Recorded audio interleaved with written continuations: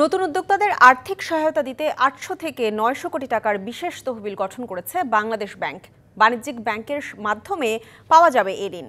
ঢাকায় ৪ দিনের বাংলাদেশ বিনিয়োগ সম্মেলনের প্রথম দিন এক সেমিনারে একথা জানান বাংলাদেশ ব্যাংকের গভর্নর। এ সময় বিডার নির্বাহী চেয়ারম্যান বলেন, সরকারি সম্পদের সীমাবদ্ধতা থাকায় উদ্যোক্তাদের আর্থিক নয় বরং নীতি সহায়তা দিয়ে সহযোগিতার চেষ্টা চলছে।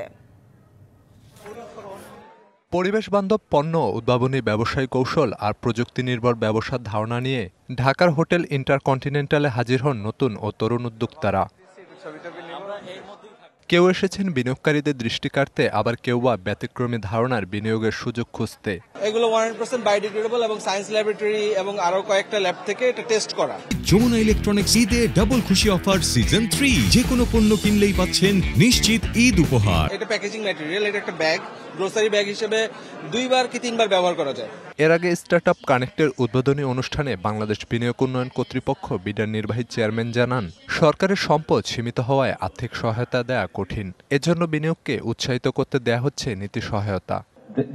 সরকারের দায়িত্ব নতুন ব্যবসায়ীদের বাধা দূর করা, যাতে ব্যবসার পরিবেশ সহজ হয় এবং সুন্দর পরিবেশে ব্যবসা পরিচালনা করতে পারে।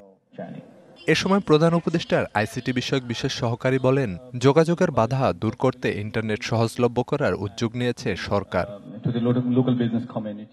দেশীয় ব্যবসায়ীদের জন্য আমরা একটি নতুন আইন আনছি। এই আইন ব্যবসায়ী ও স্টার্টআপের জন্য সুবিধাজনক হবে। আর নতুন উদ্যোক্তাদের মূলধন যোগান দিতে ৮০০ থেকে ৯০০ কোটি টাকার তহবিল গঠনের কথা জানান কেন্দ্রীয় ব্যাংকের গভর্নর। আমরা স্টার্টআপ ব্যবসায়ীদের জন্য ৮০০ থেকে ৯০০ কোটি টাকার তহবিল গঠন করছি। দেশের কমার্শিয়াল ব্যাংকগুলো এই অর্থের যোগান দিচ্ছে। শুধু তাই নয়, বিদেশিরা যেন সহজে বাংলাদেশে বিনিয়োগ করতে পারে এবং বিনিয়োগ করা অর্থ ও মুনাফা সহজে ফেরত নিতে পারে, সে বিষয়ে নীতি সহজ করার কথাও জানান তিনি। Khalid Hasan, DBC news desk.